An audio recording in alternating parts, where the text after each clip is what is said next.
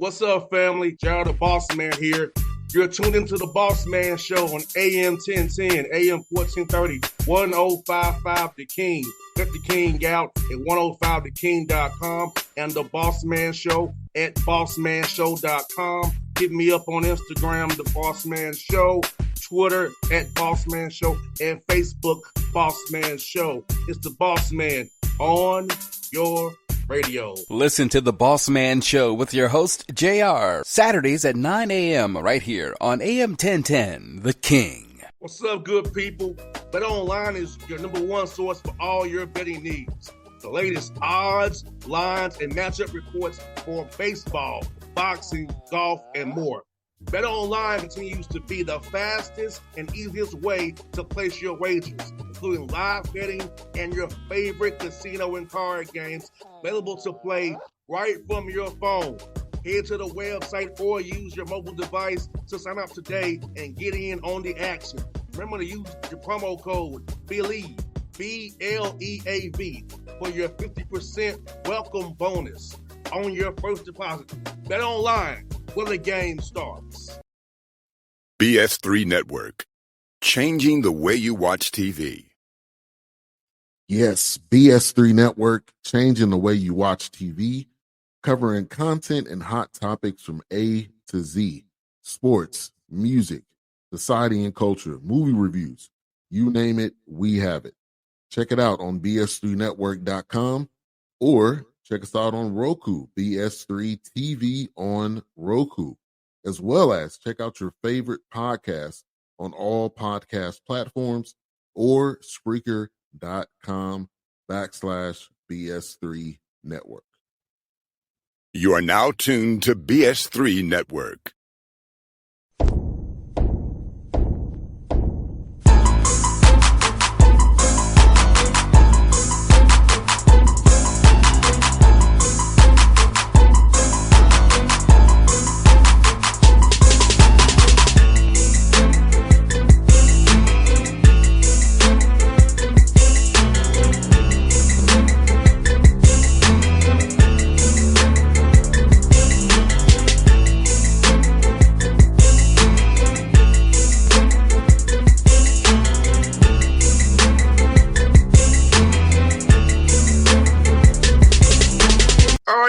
Back on the Bossman Show, a friend of the show, Coach Johnny Tower, the St. Thomas Tommies, doing great things out of Summit League. Coach, how you doing today up there in Minneapolis, man? St. Paul area, man.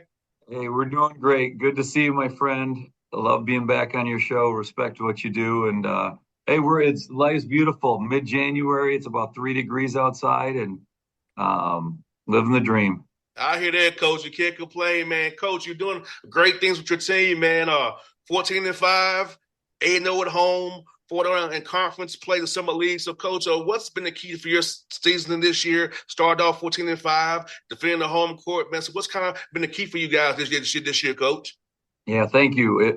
Appreciate the kind words. It's been a fun season. You know, we jumped from D3 to D1 3.5 years ago, and so this is our 4th year in Division I. We went from 10 wins to 19 wins to 20 wins the first 3 years, and feel like we're just continuing to progress. You know, I'm really proud of our guys, the way the veterans have developed, and they're leading us. We got some guys who've been with us 3 and 4 years now in Division I.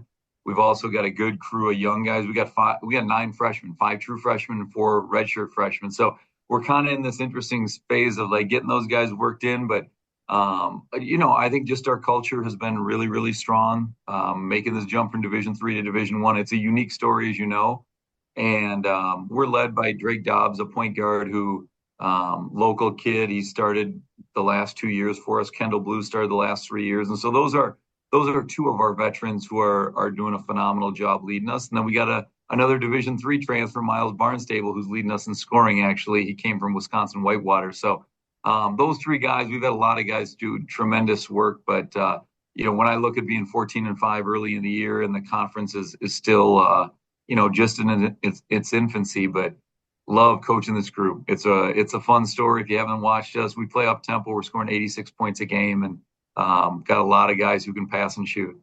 Coach, of course, I watch your ESPN Plus, Coach. I'm watching you, Coach. I got to make sure see what you guys are doing, man. I keep an eye on you, Coach. And I'll tell you what, man. most people who transition aren't as successful as you all are. So, Coach, what's been the key to you all's success here, your D1 transition process? Because I feel like a lot of times going from D2 to D1 is hard for schools, but you went D3 to D1, and you've been had some success here since you've been doing this. Look here, year 4 here, 14-5. Well, it's been a wild journey. I mean, I coached Division III basketball for 21 years. Loved it. We made this jump, and this is where I played. So this is a school that's very near and dear to my heart. And we didn't know how it was going to go. I talked to a lot of D2 coaches around the country who had made the jump, but nobody knew the D3 to D1 jump. And I think the first thing we did in year 1 was really double down on our culture. And we said, we're not going to necessarily, we brought in a few transfers, we had to, but we started the same 5 kids in year 1. 6 months earlier, they were playing Division III basketball. And so I think that was a big part of it. That first year, we won 10 games. Every time we won a game, it was like winning the Super Bowl.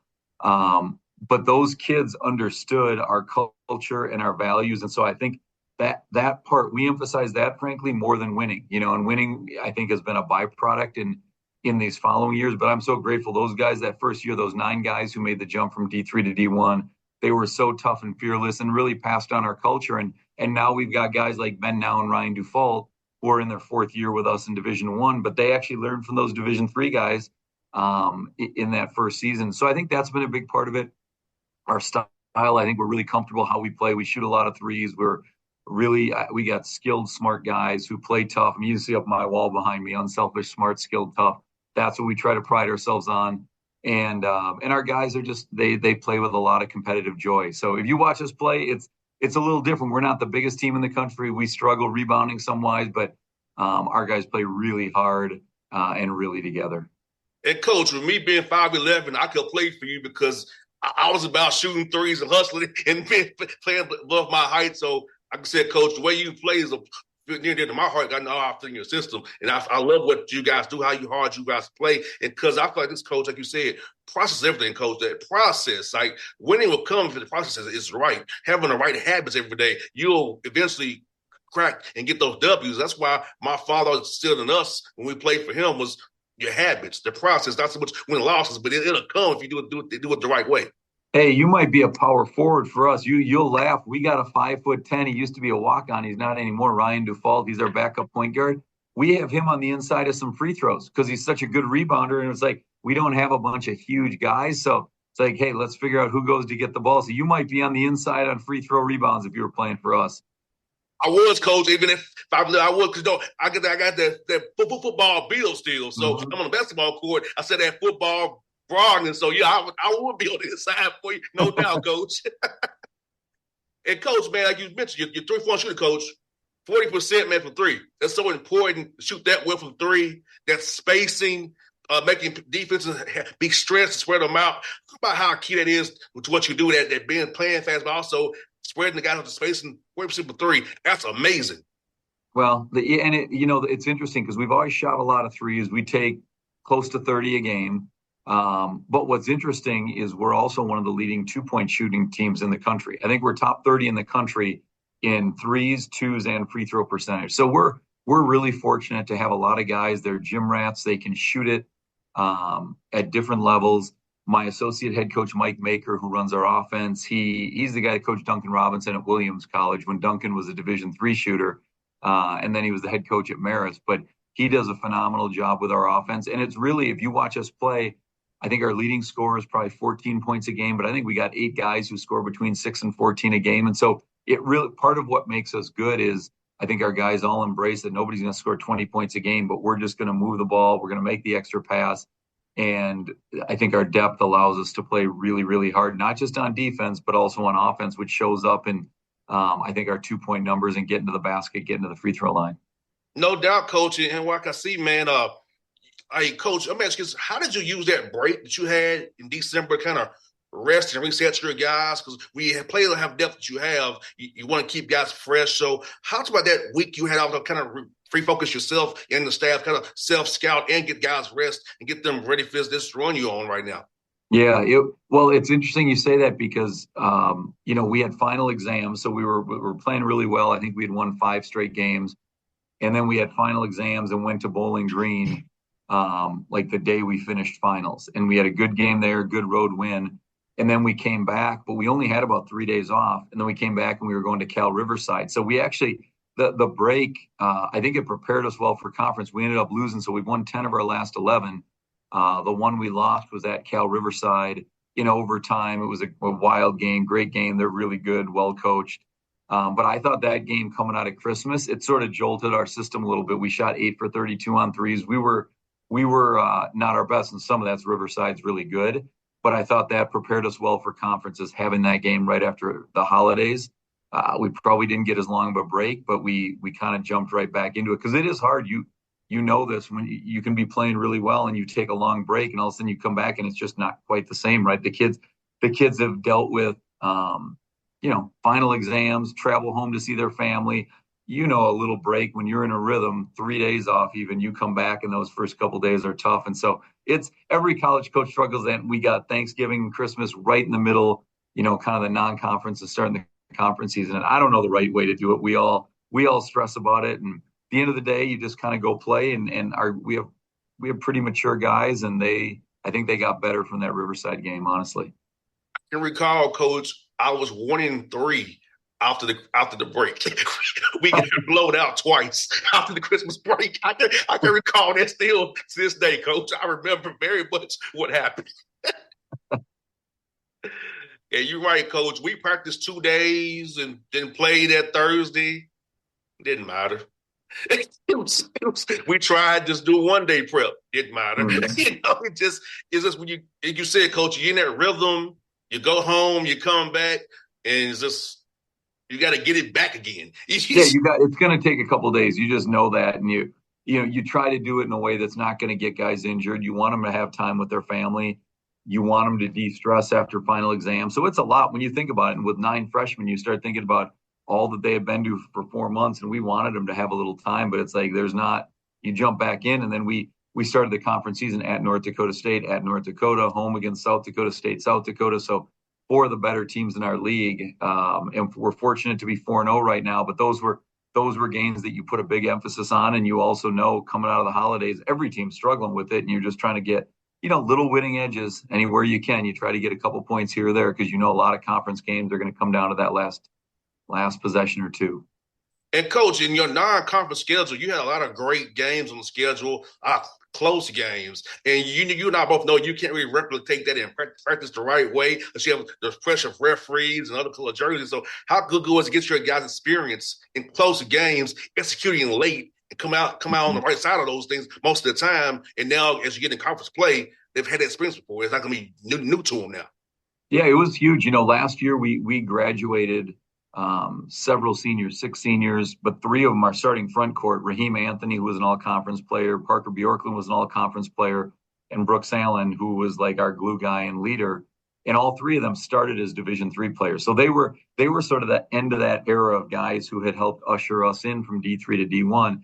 And they played a ton of minutes. And so to lose your 3, 4, 5 men, 2 of whom were all conference and 1 who knew everything about our program inside and out, we thought there were going to be some growing pains early in the year. I'd be lying if I said I thought we'd be 14-5. You expect to win every game, but frankly, we knew there'd be some growing pains. And going to Arizona State, going to Oklahoma State, I thought those were great games for us. Just the physicality and the speed, how good those teams are, and we competed well in both games. They're different types of teams, so I thought those were good.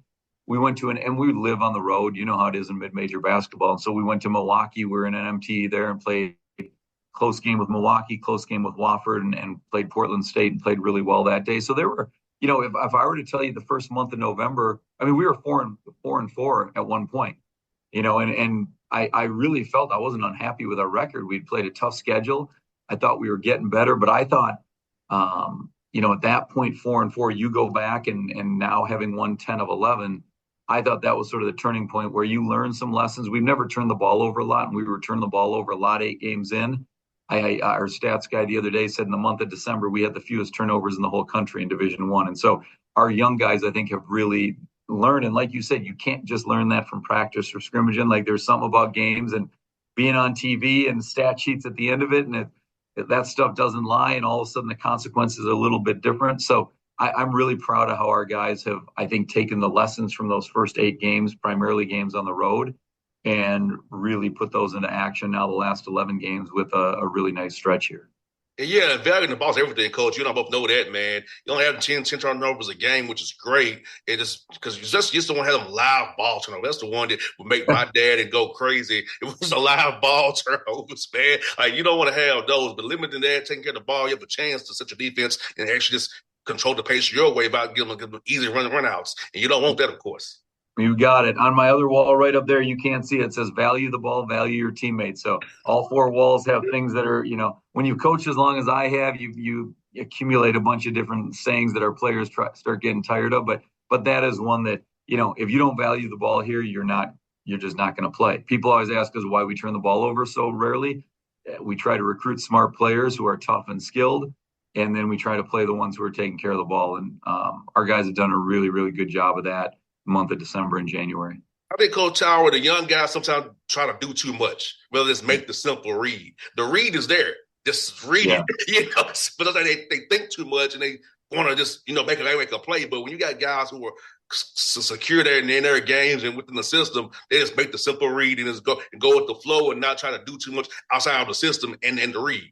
No question. I think, and young players, and it's understandable, right? As part of what we're trying to do as coaches is educate young people to make good decisions. Well, most of them were the best player on their high school team growing up. And so they probably were asked to make some risky plays and they had to do a little bit more. And all of a sudden you get to college, you look around, there's 15 other guys and every one of them was the best player in his high school team. Well, you don't have to take those same risks. So I think you're spot on that the risk reward analysis and getting young players to understand that a lot of times less is more and just making the simple play. Coach Maker calls it cheese pizza and vanilla ice cream. He's like, that's how I want us to play. Cheese pizza, vanilla ice cream. I don't want supreme pizza with all the toppings. I don't want all the flavors of ice cream. Just do the simple thing over and over and over again. And the players that embrace that, they don't look at that as boring. They look at that as aspiring to excellence. I think those are the guys that, whether it's making the jump from high school to college to the professional level, you see it every day in the NBA like that. Those are the guys that do well in the NBA, the ones that just repeatedly are doing the same thing the right way day after day after day. And Coach Tower, how do you approach this week off where you don't play the Saturday, so how do you kind of approach giving the guys some time off a little bit, rest their bodies, but also going hard in practice and preparing for Denver, and Coach Woodward, who does a great job out there in Denver. So how you going to approach this week a little bit with having some days off, not having a game week this time? You kind of just get ready for Saturday. And it is the way the Summit League lines up. We get two of these opportunities where you just get a little bit longer stretch. So we were off on Sunday. We'll practice today and tomorrow and go pretty hard. Wednesday we'll be off, and then Thursday we'll get going with Denver. So it's nice to have a couple days, self-scout, really get back to the basics, right? I've got a long list of things, probably a dozen things that there's been a little slippage. And so we got to tighten those up. Some of it's just reminders, right? Depending on who you've been playing, you may have gotten away from your core in terms of whether it's offense or defense. And so I'm excited for today and tomorrow in practice to just really focus on us. And then, Denver's coming in on Saturday night. We've got a great home crowd, so it should be a lot of fun. And Jeff always does a tremendous job with his team. So this week is a good one for learning. And then, that doesn't happen again for probably a month. So we got to make the most of it. It's funny, Coach, looking at your conference, seeing Coach Joe Esposito. I was his basketball camp as a 4-year-old, Coach. You went to Coach Joe. I've known Joe since he was with Tubby Smith at Minnesota. Yes. Kansas City is picked preseason number 1. They're picked to win our conference. They've got an incredibly talented roster. Marvin does an unbelievable job and just he's been such a good addition to the conference. So yeah, Kansas City is they're the real deal. They got probably 6 or 7 guys who can go off for 20, 25 points any night. Coach, I remember I have 2 medals, Coach Miss Camp. Free throws and knockout champion. I have Coach. So where was that? Where was Coach's camp? At Tennessee State when he was with Coach Allen. Okay.